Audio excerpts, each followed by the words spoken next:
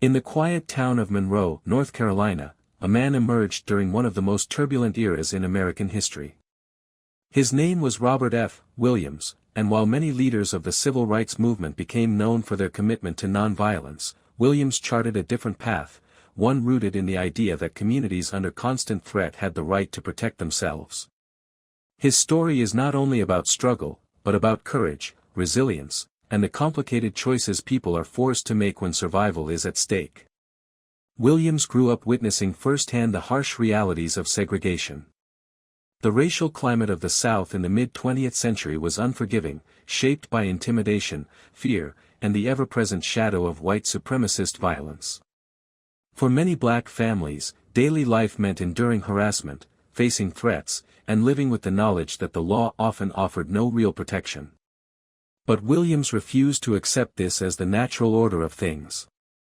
When he became president of the local NAACP chapter, he understood that his community needed more than speeches and promises.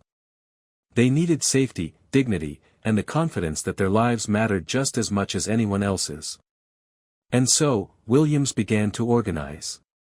He built networks, inspired courage, and reminded people that they were not powerless. Where others preached patience in the face of aggression, Williams reminded his neighbors that protecting one's family and community was not a crime, it was a necessity.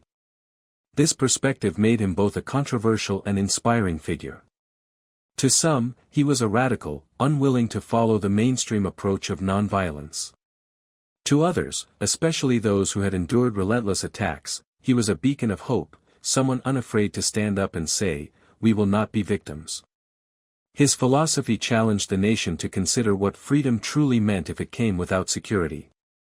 As the years went on, Williams's story took him far beyond Monroe. He became a voice heard not just in North Carolina, but across the nation and eventually the world. His writings, speeches, and actions would influence future movements and inspire those who sought justice on their own terms. This is the story of a man who pushed against the limits of what was considered acceptable in the civil rights movement. It is the story of someone who refused to be silent, who carried with him both the praise of those he protected and the criticism of those who feared his methods. Above all, it is the story of Robert F. Williams, a leader whose legacy continues to spark conversations about justice, resistance, and the meaning of true equality. If you find this story compelling and want to explore more hidden chapters of history, don't forget to like this video, share it with others who may be inspired, and subscribe to our channel. By joining us, you'll ensure that these important stories continue to be told, remembered, and learned from for generations to come. When Robert F. Williams stepped into the role of president of the Monroe chapter of the NAACP, he understood immediately that his work would not be easy. Monroe, North Carolina, was a small town with a long history of division. The scars of segregation and the weight of systemic inequality were visible in every corner of daily life. For black families, opportunity was limited, justice was often out of reach, and the threat of violence lingered like a storm cloud that never cleared. Yet Williams saw in his community not just suffering, but strength waiting to be organized, voices waiting to be heard, and courage waiting to be called upon. Unlike larger cities where civil rights activism was gaining momentum, Monroe had been left behind. Its black residents were expected to remain silent, to endure mistreatment, and to stay invisible. But Williams believed the time for silence had passed. As president of the local NAACP, he took on the challenge of turning frustration into action. His leadership was not about titles or recognition, it was about building a shield of unity in a place where people often felt isolated and vulnerable. He began by listening. Williams walked the streets, spoke with families, and learned from elders who had endured decades of injustice. He understood that real leadership required more than issuing directives, it meant creating trust and making people believe change was possible. In church meetings, living rooms, and small gatherings, he reminded his neighbors that they were not powerless. Together, they could stand stronger than any single individual could alone. His approach was bold for the time. Rather than simply reacting to each act of intimidation, Williams encouraged the community to organize proactively. He worked tirelessly to increase NAACP membership, bringing in young people, parents, and workers who had never before imagined themselves as activists. Under his guidance, the Monroe chapter began to grow, not just in numbers, but in confidence. Families who had once felt they had no choice but to accept injustice now found themselves part of something larger, something that gave them both protection and purpose. Williams's leadership extended beyond meetings and speeches. He understood that empowerment required knowledge, so he emphasized education about rights and laws. He urged members to learn how the justice system was supposed to work and to use that knowledge to demand fair treatment. He helped people write letters, file complaints, and speak out at public forums. These actions may have seemed small, but in a town where silence had once been the norm, every voice raised became a powerful act of defiance. But Williams also knew that paperwork and petitions alone would not shield his community from danger. The threats they faced were real, immediate, and often brutal. In response, he emphasized discipline, preparedness, and unity. He didn't want chaos, he wanted strength rooted in organization.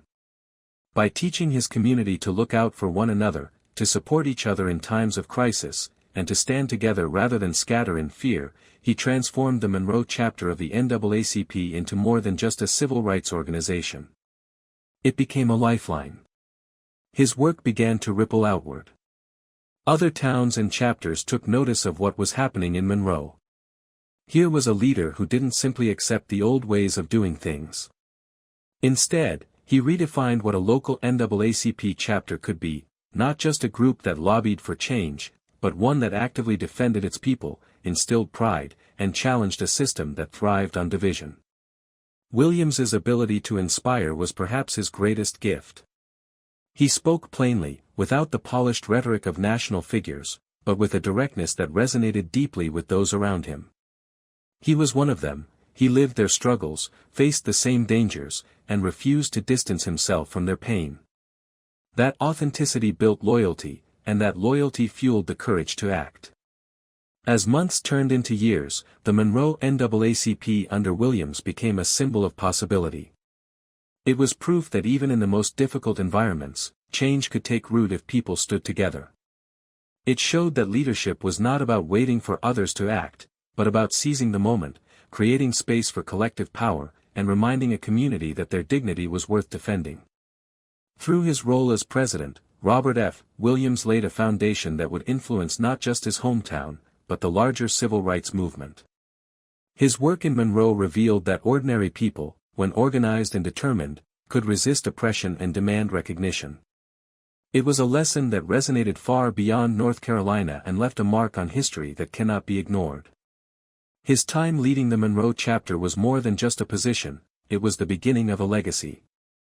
It was the spark that ignited a deeper conversation about what resistance looked like and how communities could transform fear into action. For the people of Monroe, Williams was not just a leader on paper. He was a neighbor, a guide, and a symbol of strength in a time when strength was desperately needed. Monroe, North Carolina, in the 1950s and 1960s was a town caught in the grip of fear and division. Life there for many families followed the rhythm of small-town America, children walking to school, parents working hard to make ends meet, and churches serving as centers of community. But beneath that surface of normalcy, a darker reality shaped daily existence. For Black residents, every errand, every gathering, and every walk home carried the weight of uncertainty. They lived with the constant knowledge that violence could erupt without warning, and that those sworn to uphold the law were often part of the problem rather than the solution. The nights in Monroe were especially tense. The sound of engines rumbling down quiet country roads sometimes meant more than a passing car. It could signal a gathering of men intent on intimidation. Torches lit against the darkness, shouts breaking the still air, these were moments that burned themselves into the memory of the community. Families would huddle inside their homes, pulling children close, as shadows passed by their windows. Fear was not abstract, it was a visitor that arrived again and again, uninvited but never unexpected. The police, who might have been a source of comfort in other towns, rarely offered protection. Instead, their presence often deepened the sense of vulnerability. Reports of harassment, unjust arrests, and unchecked violence circulated widely, leaving residents to wonder where they could possibly turn for safety. Trust in official institutions eroded until it nearly disappeared. In Monroe, the badge did not always represent justice; too often, it represented authority wielded against those who most needed protection. This climate of hostility shaped every aspect of community life. A trip to the store, a walk to school, or even a public gathering could become an occasion for confrontation. Black citizens were reminded in countless ways that they were expected to remain in the background, to accept unequal treatment as though it were unchangeable. It was not only the physical acts of aggression that left scars, but also the constant psychological strain of living with the knowledge that fairness and equality were ideals reserved for others. Despite the constant pressure, Monroe's black community endured. They leaned on one another for strength, creating networks of resilience within their churches, families, and social organizations. Yet the sense of danger never truly lifted. Children grew up far too quickly, learning early how to recognize signs of trouble, how to avoid confrontation, and how to protect themselves in subtle ways. Parents carried the burden of preparing their sons and daughters for a world that seemed determined to deny them both safety and dignity. The 1950s and 1960s elsewhere in the United States were years of change, voices rising in protest, marches gaining attention, and calls for justice growing louder. But in Monroe, those national currents felt distant. The local reality was harsher, more immediate, and more personal. Here, the challenge was not only about gaining equal rights but about surviving each day with dignity intact.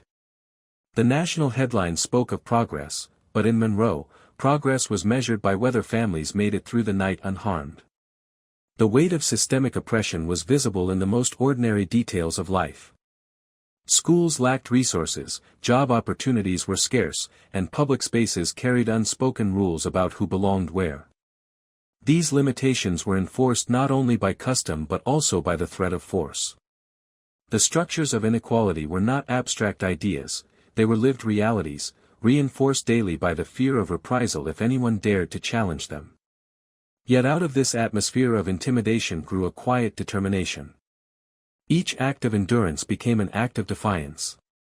To continue raising families, to attend church, to seek education for their children, all of these were ways of refusing to be broken. And in time, voices in Monroe began to rise above the silence, refusing to remain hidden in the shadows of fear. The courage to speak out, to organize, and to demand better was born directly from the harsh conditions that surrounded them. Monroe in the 1950s and 1960s was a place where oppression pressed heavily on daily life, but it was also a place where resilience took root. The violence and injustice that sought to suppress a community instead revealed its strength.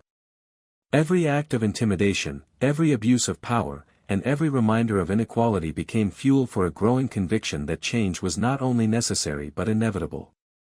What began as whispers of discontent would soon grow into organized action, reshaping not only Monroe's story but also its place within the larger struggle for justice in America. In Monroe, North Carolina, a turning point arrived when Robert F. Williams and a circle of determined men decided that fear would no longer rule their lives. These men were not strangers to hardship. Many had served in the armed forces overseas, risking their lives for a country that returned them home to segregation and hostility.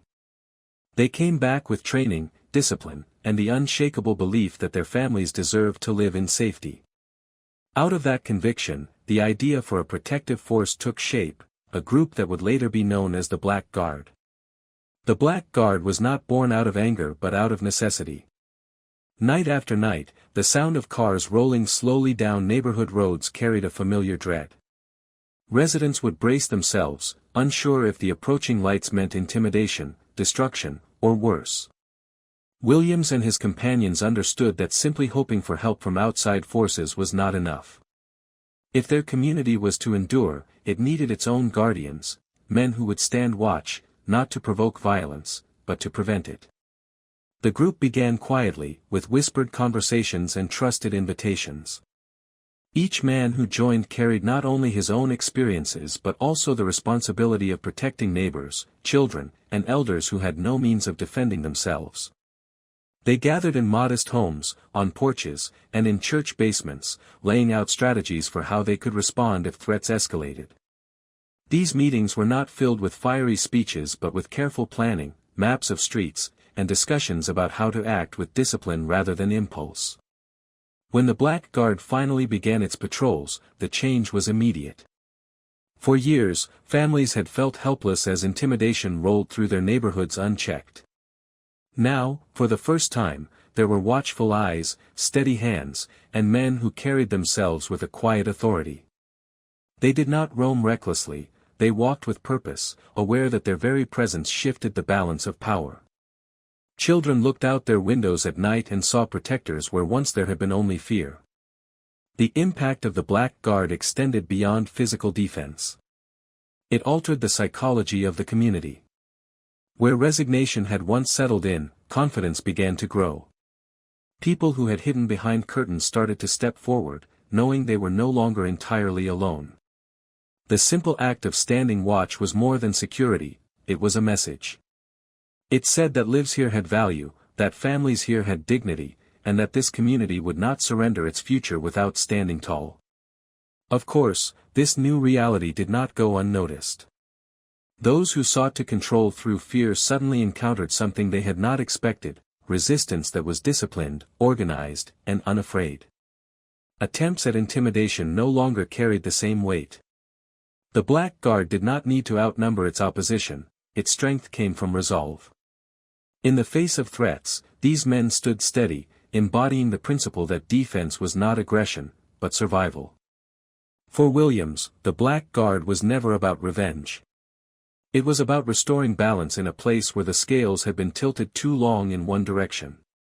He believed deeply that people had the right to live without terror, and that protecting one's family was a responsibility, not a crime. The Guard's discipline reflected this philosophy. They were not reckless vigilantes but guardians, always mindful that their actions carried consequences for the entire community. As their presence grew, so too did the stories. Neighbors spoke of nights when cars that once lingered sped away instead. They remembered the sound of footsteps pacing the streets with purpose, a reminder that protection was near. These moments, small in appearance, became milestones in the town's history. They marked the first cracks in the long-standing wall of fear. The legacy of the Black Guard was not only in what they prevented but in what they inspired. Their actions revealed that communities could take their safety into their own hands when all other avenues failed them. The men who patrolled those nights were ordinary citizens, yet their courage transformed them into something larger than themselves. They became a symbol of resilience, showing that dignity could be defended with discipline, unity, and unyielding resolve.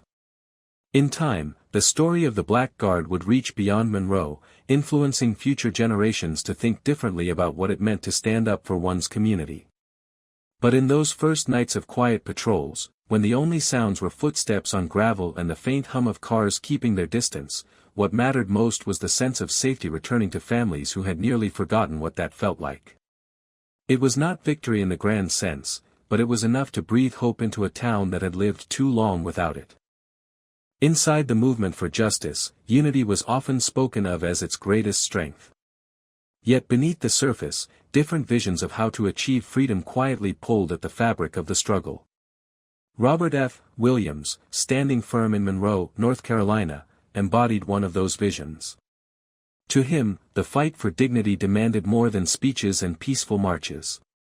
He believed that communities had the right, and even the obligation, to shield themselves when under direct threat. This conviction, though deeply rooted in his own experiences, placed him on a different path from many within the national leadership of the NAACP.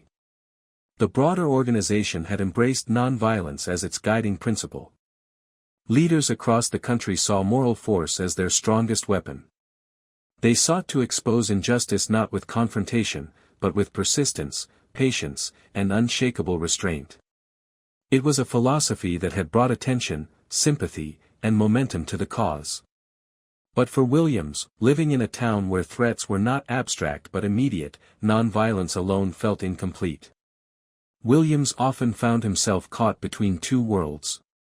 On one hand, he respected the decades of work the NAACP had poured into the struggle.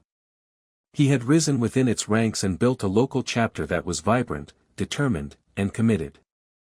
On the other hand, he looked out his window at night and saw cars slowing down in front of neighbors' homes, saw intimidation written into the very fabric of daily life, and wondered how his people could be expected to endure without protection. To Williams, the answer seemed clear: nonviolence could not be the only option when lives were at stake. This divergence created unease. At national meetings, Williams's words carried an edge that others found unsettling. Where they spoke of patience and gradual change, he spoke of immediate defense. Where they urged turning the other cheek, he insisted that families had the right to say, enough. His vision did not reject the power of peaceful protest, but it questioned whether nonviolence alone could meet the moment. Some leaders worried that his approach threatened to tarnish the organization's image. The NAACP had built credibility by demonstrating discipline in the face of hostility, a strategy that often won allies in the broader public. They feared that even the suggestion of resistance might be twisted into a narrative of aggression, undermining years of hard work. Behind closed doors, conversations grew tense. Could the movement afford to embrace Williams's call, or would doing so fracture the unity they needed so desperately?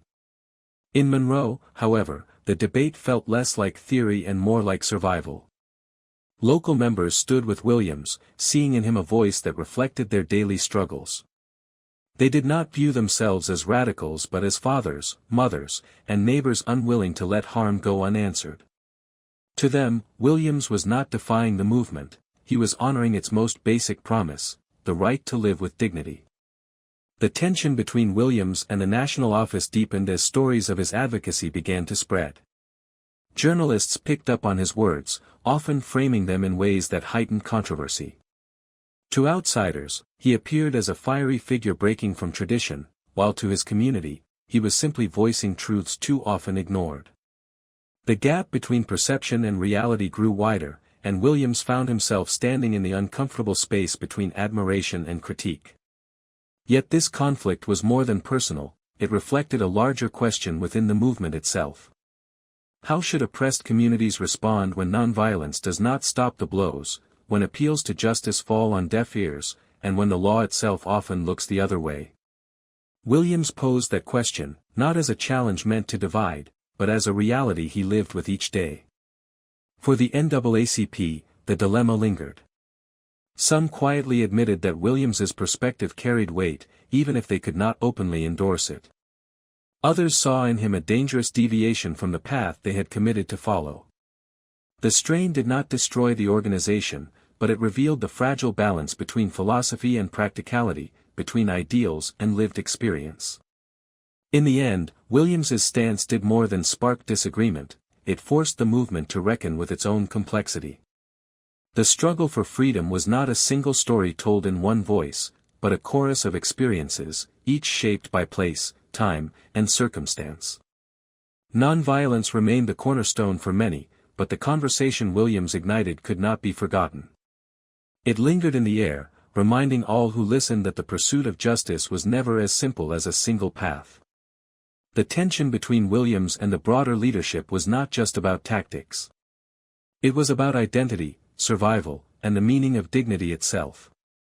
In the years that followed, his voice would echo far beyond Monroe, influencing those who came to believe that self-determination required more than patience, it required the courage to defend what was rightfully theirs. The summer of protest in Monroe had been tense long before that day unfolded. Demonstrations were not new, but each one seemed to draw sharper resistance, heavier scrutiny, and more uncertainty about what might happen next.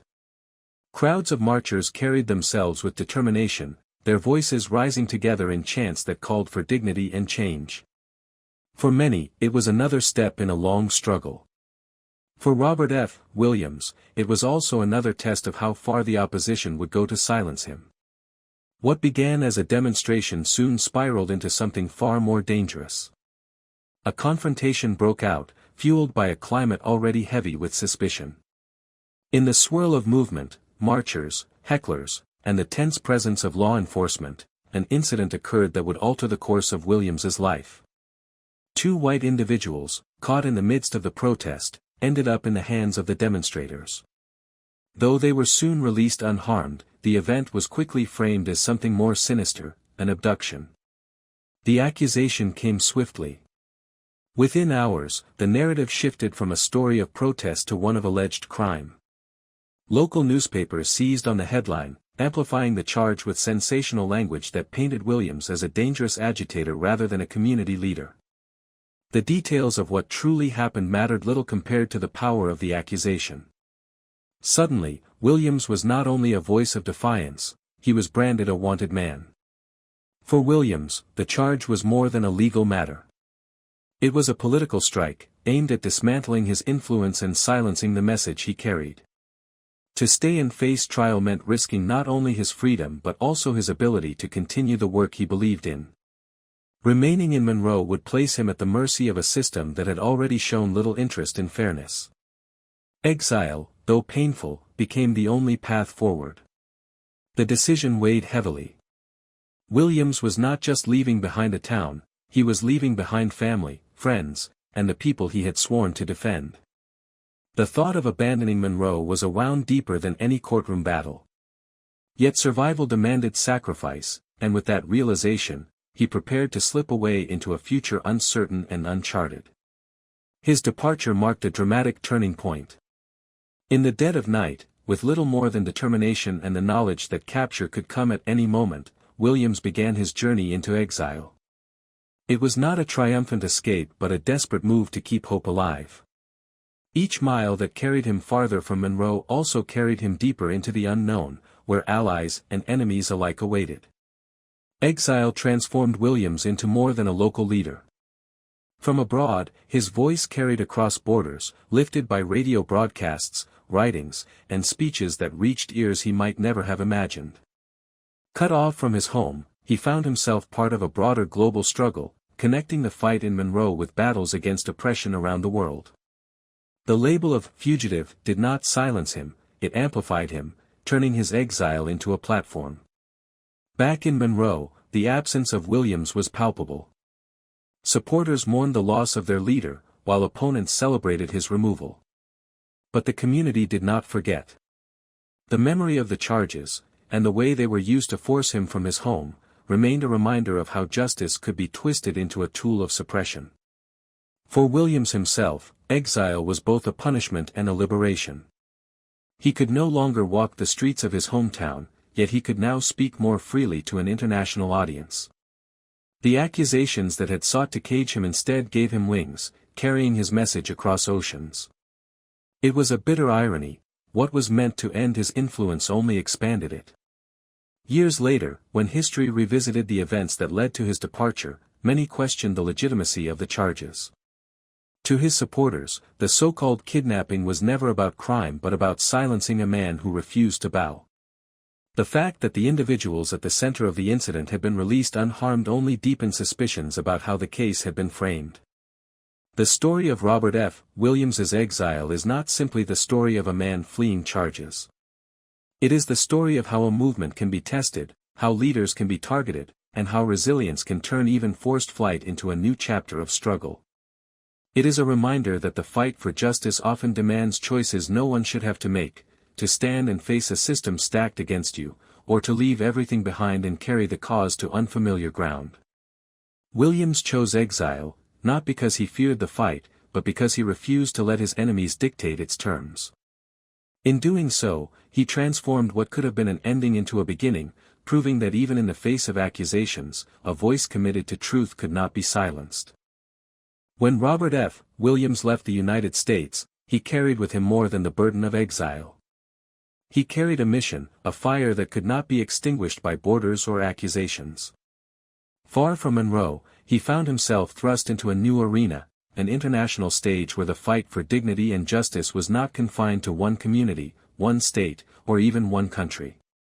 In exile, Williams did not fade into obscurity. Instead, he discovered a new way to reach the world, turning his distance from home into a powerful megaphone for his cause. From his first days abroad, Williams understood that silence would serve his opponents more than anything else. If he could no longer walk among his neighbors in North Carolina, he would speak to them through the airwaves. Soon, his voice began to travel across radio frequencies, carrying messages of strength, determination, and solidarity. To those listening back home, it was as though he had never left. His words cut through the static like a lifeline, reminding them that their struggle was neither forgotten nor isolated. He spoke with clarity, weaving stories of injustice with calls for resilience, urging his people to hold fast even in the darkest nights. But exile offered Williams more than just a platform to speak back to America, it connected him to a broader global movement. Across the world, nations and communities were shaking off the weight of colonialism, rising to demand their own independence and dignity. In Havana, in Beijing, in newly independent capitals of Africa, Williams met leaders and thinkers who saw in his struggle echoes of their own. Conversations flowed across languages and cultures, bound together by the shared recognition that oppression, wherever it lived, was part of the same system. Williams became more than a civil rights leader in exile, he became a bridge. His presence in international circles brought American racial struggles into dialogue with liberation movements abroad. For many outside the United States, his story revealed that the ideals America often claimed, freedom, equality, democracy, were far from the reality lived by millions of its citizens. Williams, with his sharp words and unwavering conviction, exposed that contradiction to audiences who were eager to understand it. Broadcasting was his most immediate weapon. His radio program reached into homes where families huddled close, straining to catch his words through the static. He spoke not only of struggle but also of hope, telling his listeners that they were not alone, that their cause was part of something far greater than themselves. The sound of his voice, firm yet steady, offered courage to those who needed it most. And to those in power, it was a reminder that their attempts to silence him had failed. In Cuba, Williams found a base from which to operate. There, he witnessed a nation reshaping itself after revolution, and he saw firsthand how ideas of self-determination could take root in ways both inspiring and imperfect. He was welcomed not merely as a guest, but as a comrade in a global struggle. The alliances he formed were not casual friendships but strategic partnerships, linking the fight for racial justice in the United States to the broader push for liberation worldwide. Later, in China, Williams encountered another vision of revolution. Here, he observed a society in transition, grappling with its own identity while promoting solidarity with oppressed peoples across the globe. He met with leaders who viewed the African American freedom struggle as inseparable from the global march toward equality. These interactions did more than shape Williams, they reshaped the way the world understood the fight taking place back in the United States. His exile had transformed him into a diplomat of resistance, carrying stories from Monroe into conversations that reached across continents. For Williams, exile was never an escape. It was an evolution. He had left under duress, but once abroad, he turned his displacement into power. He became a living reminder that the struggle for justice was not bounded by geography. In every speech, every broadcast, and every meeting with foreign leaders, he tied the fate of his community to the fate of others. What happened in Monroe was connected to what happened in Havana, Accra, Beijing, and beyond. Back home, some critics painted him as a radical gone astray, while others celebrated his courage from afar. But even those who disagreed with his methods could not ignore the reach of his influence. By linking the African American fight for dignity to global revolutionary movements, Williams ensured that it could no longer be dismissed as a local issue. It was part of a worldwide tide, one that nations and leaders around the world could no longer ignore. As the years passed, Williams's exile became a chapter that defined him not as a fugitive, but as a global advocate. He proved that being forced from home did not mean being silenced. If anything, the distance sharpened his perspective and expanded his audience. His words, carried over radio waves and across international stages, reminded both allies and adversaries that justice could not be contained within borders. In exile, Robert F. Williams did what few imagined possible. He turned isolation into connection, accusations into influence, and absence into presence. His journey abroad revealed that the struggle for freedom, though born in Monroe, belonged to the world. By the late 1960s, the spirit of resistance in America had taken on a new shape. Young men and women across the country were searching for a language, a philosophy, and a strategy that matched the urgency of their lives. They had grown up in the shadow of marches and demonstrations, inspired by the courage of earlier leaders yet restless for something that spoke more directly to the struggles in their own neighborhoods.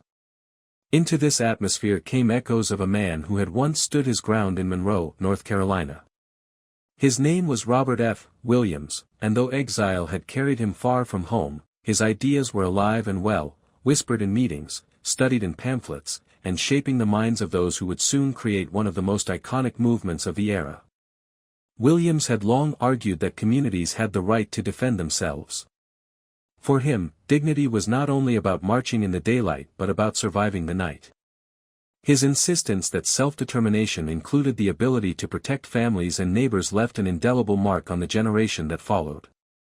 When young activists on the West Coast began to organize themselves into what would become the Black Panther Party, they did not build their philosophy from scratch. They drew upon a lineage of thought that included Williams, a man who had proven that disciplined protection could change the psychology of a community. In the streets of Oakland, patrols began that resembled, in spirit, what Williams and his companions had once done in Monroe. These patrols were not designed to incite chaos but to watch, to document, and to stand firm in the presence of intimidation. The Panthers, often seen with law books in hand as well as a commanding presence, carried forward Williams's conviction that empowerment was not abstract, it was visible, it was practical, and it was lived in the daily interactions between communities and authority. What set Williams apart, and what later resonated with the Panthers, was the balance he struck between defense and dignity. He never spoke of reckless confrontation. Instead, he emphasized discipline, order, and the idea that resistance was not an act of aggression but an assertion of humanity. This nuance mattered. It allowed his message to move beyond Monroe and inspire a movement that, while fiery and unapologetic, rooted itself in community service as much as self-protection.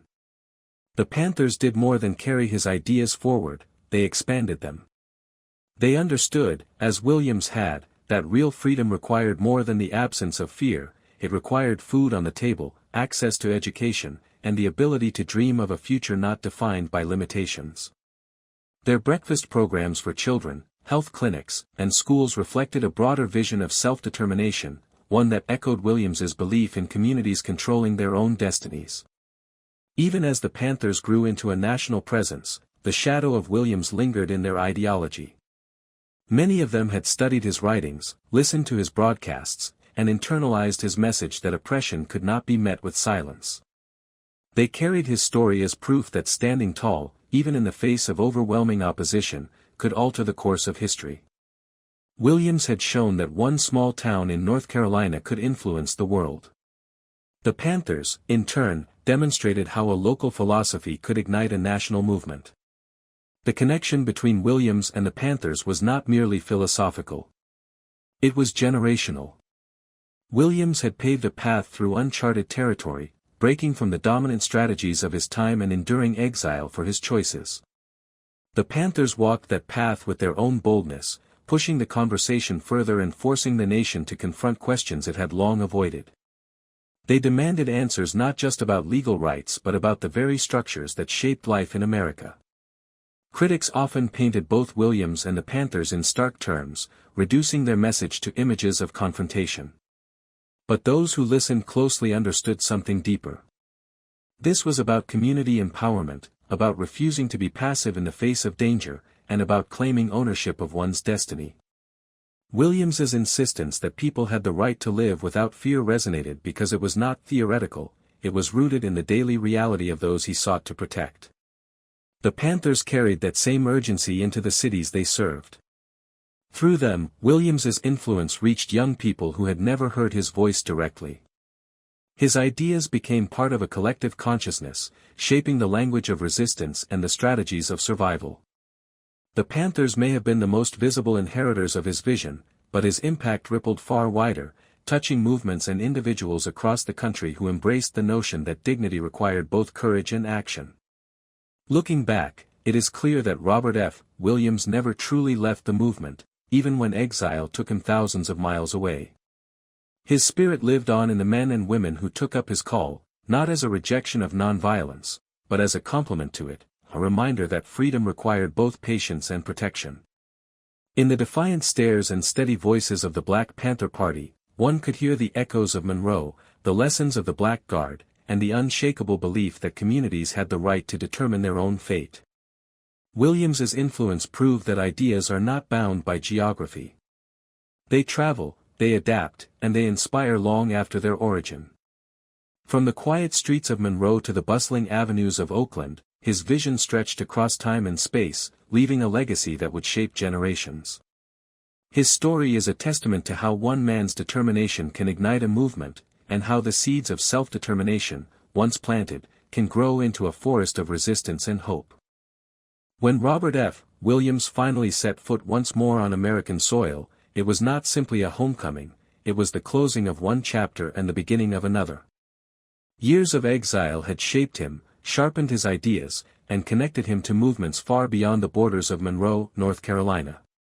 Yet, despite the distance, his heart had never left the struggle that first defined his life. Returning to the United States meant facing the same land that had once forced him away, but it also meant seizing the chance to continue his mission with renewed perspective. The journey back was neither smooth nor immediate.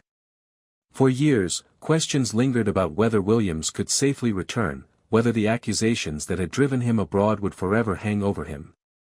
Yet time has a way of reshaping the landscape, and by the early 1970s, the nation itself had changed. The civil rights movement had left an undeniable mark, laws had been rewritten, and new voices had risen to national prominence. Still, the deeper struggles for equality and dignity remained. Into this evolving America, Williams stepped back, determined to make his voice heard again. Those who welcomed him saw not just the man who had once led a chapter of the NAACP in Monroe but someone whose journey had carried him across continents. He had seen revolutions abroad, spoken with world leaders, and witnessed firsthand how global struggles connected with the fight for justice in America. His words now carried the weight of lived experience on a scale few could match. When he spoke of liberation, it was not as an idea but as a truth he had studied, lived, and carried with him in exile. Williams returned not as a man seeking to reclaim a lost position but as a thinker, a writer, and a storyteller who had more to give. His speeches resonated with audiences hungry for guidance in a post-civil rights era where victories in law had not erased inequality in practice. He wrote passionately about the meaning of freedom, about the lessons learned from international movements, and about the need for communities to remain vigilant, resilient, and united. His words were sharp, but they also carried the wisdom of reflection, tempered by years of struggle and distance. In community gatherings, on university campuses, and through his writings, Williams reminded listeners that liberation was not a destination but an ongoing process. He spoke of the courage it took to resist intimidation in Monroe, of the discipline required to form protective organizations, and of the global solidarity he had witnessed abroad. He wove these stories into a larger vision, one that urged his audiences to see themselves not as isolated individuals but as part of a broader human struggle for dignity. For younger activists, meeting Williams was like touching history. Many had heard his name in connection with the Black Panther Party or in whispers about his exile. Now, they encountered the man himself, calm, articulate, and still carrying the fire of conviction. He did not speak in the rhetoric of anger but in the language of determination, insisting that the lessons of the past must guide the battles of the present. His presence was a reminder that the movement for justice was a continuum, passed from one generation to the next. Williams's return also allowed him to confront the personal costs of his journey. He had been separated from his home for years, living as a figure both celebrated and misunderstood. Coming back to America meant facing the complex reality of being both a symbol and a man. But he embraced that role, using it not as a burden but as a platform.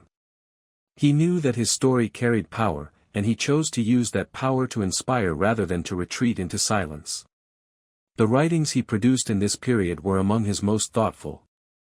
He reflected on Monroe, on exile, and on the broader meaning of resistance. He argued that liberation was not about one tactic or one ideology but about the fundamental right of people to live without fear and to shape their own destinies. These works, widely read and debated, placed him firmly among the intellectual voices of his time, ensuring that his legacy would extend beyond the immediate struggles of the 1950s and 1960s. As the years went on, Williams remained engaged, not as a man chasing headlines but as someone committed to the long arc of justice. He continued to speak, to write, and to mentor, passing down the lessons he had learned to those willing to listen. His journey, beginning in Monroe, carried into exile, and returned full circle, embodied both the costs and the possibilities of a life devoted to freedom. Robert F. Williams's return to the United States was more than a physical homecoming. It was a declaration that no accusation, no exile, and no attempt to silence him could erase his voice. He had left under the shadow of controversy, but he came back as a witness to history, determined to ensure that the lessons of his struggle would not be forgotten. In his speeches and writings, he left behind a legacy that continues to echo, the belief that liberation is not granted from above but built, day, by those with the courage to claim it. Today, Robert F. Williams stands in memory not just as a man who lived through history, but as someone who bent the arc of it with his own courage. His story is one that cannot be confined to headlines or brief summaries. It is a tale of a man who, in a time of fear and intimidation, refused to accept that his community must remain defenseless. He challenged the prevailing notion that progress could only come through passive resistance, not by rejecting nonviolence outright, but by insisting that dignity required the right to self-protection. This insistence made him both admired and controversial. Some regarded him as a radical who unsettled the carefully crafted strategies of the mainstream civil rights movement. Others saw him as a necessary reminder that freedom was not won through patience alone. Either way, Williams forced America to confront the uncomfortable truth that the struggle for equality was not simple, and that there were many roads toward liberation. He became a figure who lived at the crossroads of two worlds, one that sought justice through peaceful protest, and another that demanded recognition of the basic right to defend one's family, one's community, and one's humanity. His years in exile only deepened this legacy. While many were forced to look inward, Williams looked outward. He connected with voices across continents, saw parallels between struggles, and returned with a perspective that wove the African American experience into a broader global fight for justice. This international vision gave his words weight beyond his own time and place. When he spoke of self-determination, it was not abstract, it was drawn from the lived reality of communities across the world, each demanding the right to live free from domination. By the time he returned home, Williams had become more than just a local leader from Monroe, North Carolina. He was a symbol, an intellectual, and a witness to how far people would go for the cause of freedom. His ideas, sometimes unsettling, always thought-provoking, pushed the boundaries of the civil rights movement and opened space for new generations of activists to imagine different strategies. Without his influence, the boldness of later groups might never have taken shape in the same way.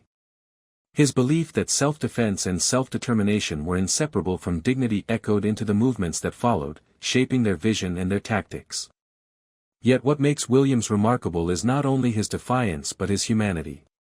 He was not perfect, nor did he claim to be. He carried the weight of controversy, endured years away from home, and faced the loneliness of exile.